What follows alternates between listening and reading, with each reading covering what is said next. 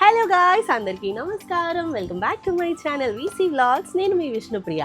ఈరోజు మా చిన్నోడి 8th month birthday. అయితే నేను పెళ్ళికి ముందు ఇట్లా మంత్ బర్త్డేస్ పిల్లలకు చేస్తారు కదా, చూసి ఏం పైత్యం రా దేవుడా ఇదేంటి అని అనుకున్నదాన్ని నేనే చేస్తున్నాను. అంటే వన్స్ రంగంలోకి దిగితే కానీ తెలీదు అంటారు కదా, నాకు కూడా అలానే అన్నమాట. వన్స్ బేబీ పుట్టిన తర్వాత వాళ్ళ ముద్దు ముద్దు చేష్టలు, వాళ్ళ మైల్ స్టోన్స్ ఇవన్నీ చూసి చాలా హ్యాపీ అనిపించింది. అందుకనే నేను కూడా ఎవ్రీ మంత్ వాడి బర్త్డే వచ్చిన రోజు ఏదో ఒకటి చేస్తున్నాను అనమాట. అంటే డెకరేషన్తో పాటు ఏదైనా ఒక మంచి పని చేయాలి అని చెప్పి అనుకున్నాను. సో ఈరోజు 8th మంత్ బర్త్డే వాడిది. Last time 7th month birthday అప్పుడు వాడి పేరు మీద 2 మొక్కలు నాటామన్నమాట మా కాలనీలో. అది ఒక షార్ట్ చేసి పెట్టాను, కింద డిస్క్రిప్షన్లో పెడతాను, వెళ్ళి చూడండి. అండ్ ఇవాళ 8th మంత్ వచ్చేసి నేనేం చేస్తున్నాను అని అంటే, పాత బట్టలు అన్నీ ఉంటాయి కదా వాడినవి, అవి ఏం చేయాలో తెలియదు కాబట్టి కింద అంటే మా కాలనీలో ఆ పాత బట్టలన్నీ పెట్టి అందరినీ, లేని వాళ్ళు ఎవరైతే ఉంటారో వాళ్ళందరినీ పిలిచి వస్త్రదానం చేస్తున్నామన్నమాట వాడి పేరు మీద.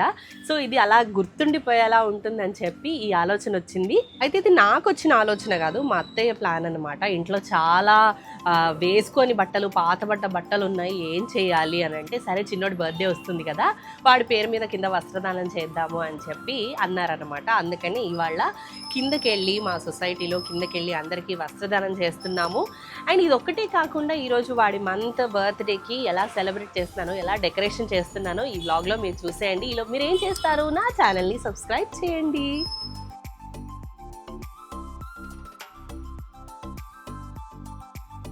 ఒక చేత్తో దానం చేస్తే ఇంకో చేతికి తెలియకూడదు అని అంటారు. నేనేదో గొప్ప పని చేస్తున్నా అని చెప్పి వీడియో తీయట్లేదు. కాకపోతే నలుగురికి తెలుస్తుంది కదా, నలుగురు ఈ వీడియో చూసి ఇన్స్పైర్ అయ్యి వాళ్ళు కూడా ఇలా లేని వాళ్ళకు సహాయం చేస్తే వాళ్ళకి హెల్ప్ఫుల్ అవుతుంది కదా అన్న ఉద్దేశంతో నేను ఇలా వీడియో తీసి పెట్టారనమాట. అండ్ చాలామంది పని వాళ్ళు, కూలీ చేసేవాళ్ళు వచ్చి బట్టలు తీసుకుని చాలా హ్యాపీ ఫీల్ అయ్యారు. అండ్ వచ్చిన వాళ్ళందరూ కూడా మా చిన్నోడిని చల్లగా ఉండు బాబు అని దీవిస్తూ వెళ్ళారు. వాళ్ళ దీవెనలతోటి కూడా నాకు చాలా హ్యాపీ అనిపించింది. నిజంగా వాళ్ళ కళ్ళల్లో సంతోషాన్ని, ఆనందాన్ని చూసి నాకు చాలా హ్యాపీ అనిపించింది. మీరు కూడా ఏమన్నా అకేషన్స్ చూసుకొని ఇలాంటివి ప్లాన్ చేస్తే కొంతమందికి లేని వాళ్ళకి హెల్ప్ఫుల్గా ఉంటుంది అని అనుకుంటున్నాను. ఇంకా దాని తర్వాత ఈవినింగ్ వాడి ఫోటోషూట్ కోసం అని చెప్పి నేను డెకరేషన్ స్టార్ట్ చేశాను. దానికోసం నా దగ్గర ఉన్న కలర్ చున్నీలు అన్నీ తీసుకొచ్చి 8 లాగా రాద్దామని ప్లాన్. 8 ఇన్ఫినిటీ కొంచెం సిమిలర్గా ఉంటాయి కాబట్టి ఇన్ఫినిటీ లాగా రాసి మధ్యలో వాడిని కూర్చోబెట్టాలి అని ప్లాన్ అన్నమాట. కానీ కొంచెం ట్రై చేశాను 8 రాద్దామని, నా వల్ల కాలే, నాకు అర్థం కాలే ఎట్లా రాయాలి అనేది. ఇంకా దాని తర్వాత మా హస్బెండ్ హెల్ప్ చేశారు.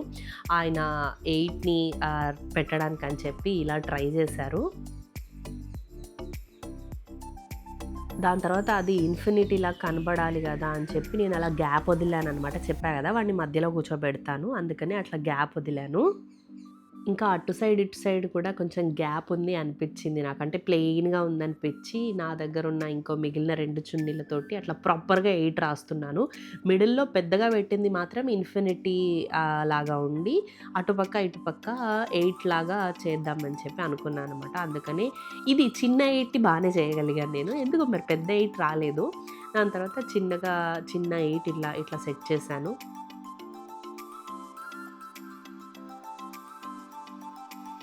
నెక్స్ట్ ఇంకొక సైడ్ వచ్చి నా దగ్గర ఎల్లో చున్నీ ఉంది, అందుకనే ఎల్లో కలర్ తోటి 8ని సెట్ చేశాను. ఈ 2 కూడా బాగానే వచ్చాయి. అమ్మ ఎంత ఓపిక అని మీరు అనుకోవచ్చు, కానీ పిల్లలు ఈ ఏజ్లో మెమరీస్ ఉంటేనే మనకు లైఫ్ టైం గుర్తుండిపోతుంది అనమాట. ఆ ఫొటోస్, ఆ వీడియోస్ ఇవన్నీ చూసుకుంటూ వాళ్ళు పెద్దగా అయిన తర్వాత వాళ్ళకి చూపిస్తే కూడా వాళ్ళు కూడా స్టన్ అయిపోతారు, అరే ఇలా చేసావమ్మా అని. ఇప్పుడు వాళ్ళు చూడలేరు కాబట్టి వాళ్ళు పెద్దగా అయిన తర్వాత వాళ్ళకి చూపిద్దామని.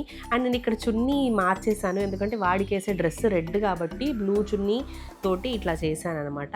సో ఫైనల్గా మా చిన్నోడిని వచ్చి కూర్చోబెడితే నేను అసలు షాక్ అయిపోయా. వాడు ఇట్లా కూర్చోబెట్టగా కానీ మొత్తం అన్నిటిని ఇట్లా పడేస్తాడేమో, పాకేసి వెళ్ళి అన్నిటిని ముట్టేసుకుంటాడేమో అని కాదు, వాడు ఫోటోకి ఎట్లా పోజ్ ఇస్తున్నాడు దాన్ని చూసి మేమందరం భలే అనుకున్నాం. అసలు భలే హ్యాపీ అనిపించింది. అలా కూర్చొని ఆడుతూ ఉన్నాడు, అసలు ఎంత క్యూట్ అనిపించిందో. మాకు కావాల్సిన ఫోటోలు, వీడియోలకైతే వాడు హాయిగా మాకు సపోర్ట్ చేశాడనే చెప్పాలి.